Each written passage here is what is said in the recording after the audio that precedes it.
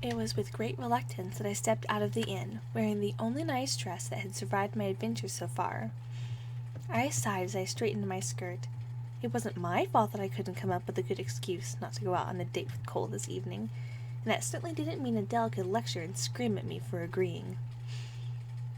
I secretly hoped the dragon would make another appearance tonight so I could get out of this awkward situation. Cole himself seemed nice enough, but he wasn't worth it if I was just going to get yelled at for spending time with him. I know Adele is just being protective of me, but I can't win, can I? I was so focused on fiddling with my scarf that I wasn't watching where I was going, and I bumped into something. Or someone.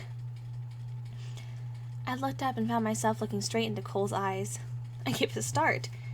I hadn't noticed earlier how captivating those eyes were. As primly as possible, I straightened my stance. I couldn't forget proper posture. "Good evening," I said, trying to keep my voice flat and even and not show my feelings. Good evening. Cole cleared his throat nervously as he searched for words. I bit my lip. "Well, here I am. Let's be going." Cole snapped out of his trance. Oh, right. He fumbled with a flower in his pocket. This is for you, miss. His butterfingers had finally gotten a grip on that flower. He held it out to me at arm's length, his eyes squeezed shut. I hesitated for a moment, then accepted the rose. I smiled. Perhaps I could teach Mr. Lovesick a thing or two about proper date etiquette. Then this evening wouldn't be entirely wasted. "Mr. Cole," I began, shaking my head, "single flowers aren't a thing to be simply handed over." Cole opened his eyes and looked at me, dumbfounded. No, single flowers belong here." I tucked the rose blossom into my curls, just above and slightly behind my ear. Really? Cole scratched his head. "Really. Next time, though, it will be your job to ensure the flower makes it into my hair." I kept my expression as serious as possible. I had made up the single flower rule of myself just now. Just because I meant to teach him a thing or two this evening didn't mean I couldn't tease him a bit as well. Okay, so what next, miss? "You're to offer me your arm to hold as we walk. It's only the gentlemanly thing to do." Cole bolted upright. Right, I knew that. Cole awkwardly stuck out his left elbow. Shall we? I suppressed a giggle. Cole's efforts were both humorous and adorable. I graciously took his arm. "Now you will escort me to wherever we are going." Right. Cole stiffened at the touch of my hand on his elbow. I had a feeling this was the first time a girl had ever let him take her on a date. How did I get stuck going out on a date with a boy I've never met? It all started earlier today. "Quick, they're gaining on us!" Amber cried, glancing back over her shoulder. "Get back here, you three delinquents!" roared the leader of the small band of soldiers that was pursuing us. He brandished his sword threateningly. "Why do we always get into these messes?" Adele groaned. "It was your idea, wasn't it?" Amber shot me a glare. "You're the one who was clumsy enough to knock into Lord Flumpington and send his favorite plummet hat into a mud puddle." "Well," I huffed, desperate to pass on the blame, "it was Adele's idea to go about the town in disguise.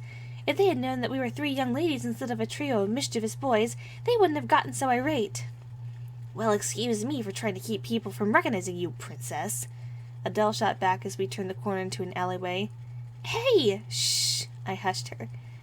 We pressed our backs against the wall of a nearby building and watched with amusement as the guards rushed right by, mistakenly thinking we had continued down the street. Adele, who was closest to the street, cautiously peeked around the corner to check and see if it was safe to come out. "I think we've lost them," she said at last. "What a relief!" Amber sighed. "See, Ariella, this is why you can't just go skipping around town like you own the place. You need to be very careful. We might not always be here to keep you safe. And that's what we're trying to do, keep you safe." Adele nodded. "You have no idea what dangers are out there. Please, we're just trying to protect you. If something were to happen to you, my dad would probably kill me, and your dad would kill my dad." "Yikes," I gulped, realizing the seriousness of the situation. "All right, next time I'll listen to you." "Why don't we just try to sneak out of town as low-key as possible?" Amber suggested. "I don't want to run by those guards again." "Sounds like a deal," I agreed. As we were nearly out of the small hamlet, we heard a mighty roar above our heads. I looked up in terror. A rather large, ominous-looking golden dragon cast an equally large shadow right over us. "Great," Adele rolled her eyes. Just what we need right now. Fire-breathing dragons are so annoying, Amber grumbled. They've always got a chip on their shoulder, especially this bad boy. The dragon let out another roar, then a blast of piping hot orange flames. Doesn't he have better things to do? Adele huffed as the three of us took off at a run across the countryside. I yanked off my straw hat, letting my long curly hair whip in the breeze behind me. Still clutching the hat in my left hand, I fumbled with the buttons on my coat with my right. This boy disguise, sloppily thrown over my dress, which Amber had managed to stuff neatly into my belt, was getting too hot to wear on a warm summer day. I glanced over at my friends. Adele had already thrown off her hood, and her long braid uncoiled from its knot on top of her head. Amber's cap had long since fallen off her head in our flight from the village, and her long red hair streamed out behind her. My friends and I dodged another fire blast. We've got to do something about this hothead, Adele called to Amber and me. He needs to stay cool, calm, and collected, Amber joked. Any ideas, Ariella? We were nearing the river, and therefore didn't have much further to go before we'd be trapped and forced to face the dragon head-on. We skidded to a stop at the bank, and all had shed our disguises by now. Adele wore pants all the time anyway and didn't have a skirt to unfold, but Amber and I undid our belts and allowed our skirts to hang past our knees. I smoothed my layers of my dress, the overskirt, the underskirt, and the leggings I wore underneath the skirts, and Amber did the same. I grabbed my hair and pulled it behind my head to combat the breeze that had other plans for my hair, but quickly abandoned the futile idea. Cool it, dragon breath, Adele barked at the scorching creature as she drew her sword. Stay back, Ariella, Amber cautioned, ever the motherly one of the group. Cool it, huh? I said, an idea forming. I drew in a breath, then let it out, imitating the melody of the rush of the river seemed to suggest to me. I could feel the cool droplets hitting my back as the water began to rise up out of the river in a large column behind me. My friends turned and watched, amazed as the column rose higher and higher, and finally higher than the dragon.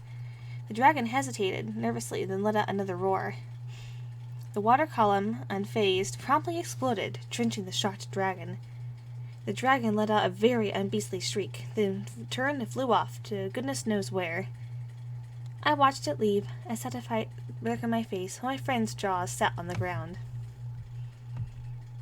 Suddenly, a young man on a horse rode up to us. He was tall and very handsome, and I had never seen him before.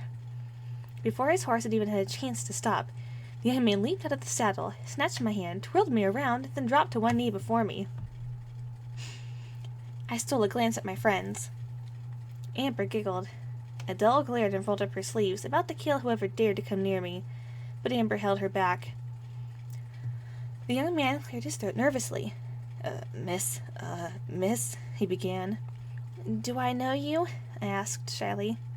His next words shocked me. Miss, that was simply an amazing feat. I love you immensely. Would you do me the honor of going to dinner with me tonight? What? I gasped. Amber giggled even more. Adele waved her arms and mouthed, Say no! Say no! I was lost for words. I didn't want to go out on a date with someone I barely knew, but I didn't exactly have a good excuse not to either. Sure, I guess, I tried. The young man leaped to his feet and cheered. Oh, thank you, miss. I shall come for you later this evening. See you then. Then, whooping, he leaped back onto his horse. Wait, what is your name? I called after him. My name is Cole, fair maiden, he yelled back as he rode away. What were you thinking? Adele screamed at me as soon as she shut the door of the room of the inn we were staying in at the next town over. You've never met this bozo before, and yet you agreed to go on she huffed, a date! He seems nice, I protested as Adele stomped paced the room. Well, looks can be deceiving. I've known many a gentleman thief. He'll charm you, then steal all your gold and jewelry. You can never just be too careful. Adele, please, Amber protested. She hasn't spent much time outside yet. She doesn't know anything of criminals, schemes, or scams. Go easy on her. Adele sighed. I apologize, Princess. You just gotta keep a clear head and expect danger around every corner. That's the only way to survive. No, I apologize, I murmured. Amber's right. I'm just too naive. Why did I ever think I could make it out here on my own? Thank heavens you two came with me. You'd best start getting ready for your romantic date, Amber winked. It's getting late in the afternoon, and who knows how soon Cole will arrive. What say I get a bath ready for you? I think a good wash will do wonders for all of our moods. Amber directed that last remark at Adele. Adele sighed and rolled her eyes. Okay, I get it. Amber raised an eyebrow and crossed her arms. You'll also get the water. Sighing again, Adele left the room, presumably for water. Amber turned to me. Don't mind her. She hasn't a romantic bone in her body. But she's also right. You do have to be careful, especially dealing with men. I know, I frowned. Soon, all three of us were clean and feeling better. Luckily, we each had one clean outfit left in our bags. Well, Adele's was mostly clean. I'm definitely doing laundry tonight.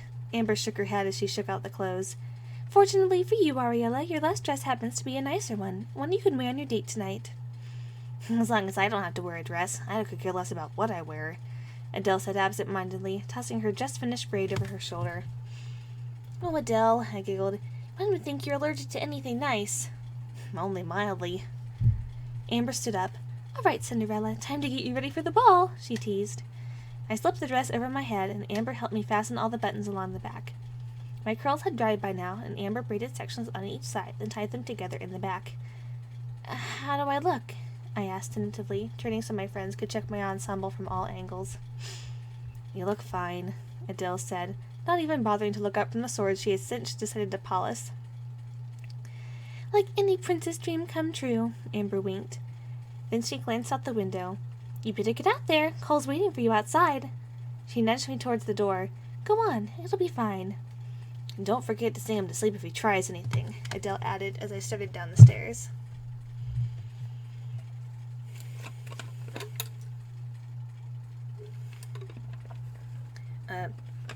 Can we do this again sometime? Cole asked hopefully. We'd had a lovely evening in the village square, where the summer festival had offered food and music for all. I looked up into Cole's hopeful eyes and down again. I don't know. With my being constantly on the run, and the wizard's man and the dragon around just about every corner, I was never in the same place long. I have so enjoyed this evening with you. I hope you know I don't have any dishonorable intentions.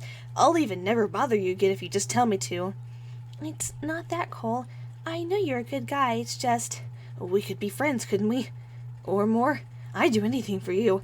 I'll bring you flowers for your hair, let you ride my horse if you like. I'll treat you like a princess. I gave a start. Don't say that, I cried, leaping up from my seat. Say what? Cole was taken aback. Just don't say that. Say what? Cole insisted. I'm not your princess. I'm not anybody's princess. I forbid you to call me that. I didn't mean to call you anything. Cole's eyes were wide, and hurt was written all over his face. I was quiet again. My breathing came in frightened gasps, and my heart was pounding triple time. Cole's words had come too close to the truth. I was so careful to conceal in public and even downplay in private. Do you want me to leave? Cole asked quietly. No, you don't have to leave, Cole. I'm sorry for getting upset. It's just, I would prefer you to call me by my name, nothing else. I'll do anything you like, miss. Just say the word. I smiled. Perhaps this eager young man could be of some assistance after all. As I returned to the inn, my friends met me at the door. So, how did it go? Amber pressed for details. He didn't ask you to marry him, did he? Adele made a face. Of course not, I cried. Well, then what did he do? Well, he learned some few basic rules of date etiquette. I decided to make some use of this evening and teach him a few things, and he seems quite enamored with me. Oh, Amber smirked. Adele only groaned. That's all we need. I am a bit flattered by the attention, I admitted. I just can't remember the last time a guy was ever interested in me. You know, not just because... I know, Amber said quietly. Don't tell me you like him. Yuck. Adele rolled her eyes. No, I protested. It's just nice to have a friend, that's all, I suppose. A friend who's not a spy for you-know-who. I can't blame you then, I suppose, Adele shrugged. You did used to be a popular person, Amber agreed. I frowned. Let's not talk about my past, please. I don't feel like opening any memory boxes tonight. We have too much to do. We do? Safely back in our room, I told my friends what I had learned from Cole. I asked Cole if he knew who the most powerful noble in the land is and where he lives. He says there is a Lord Martin who lives not far from where Cole himself lives. I remember Father speaking of a Lord Martin once. He said Lord Martin is one of our most loyal supporters, and I think if we can get him to believe our story, he can help us get back home. He could pretend he's visiting to the castle, and then he could smuggle us back into the palace.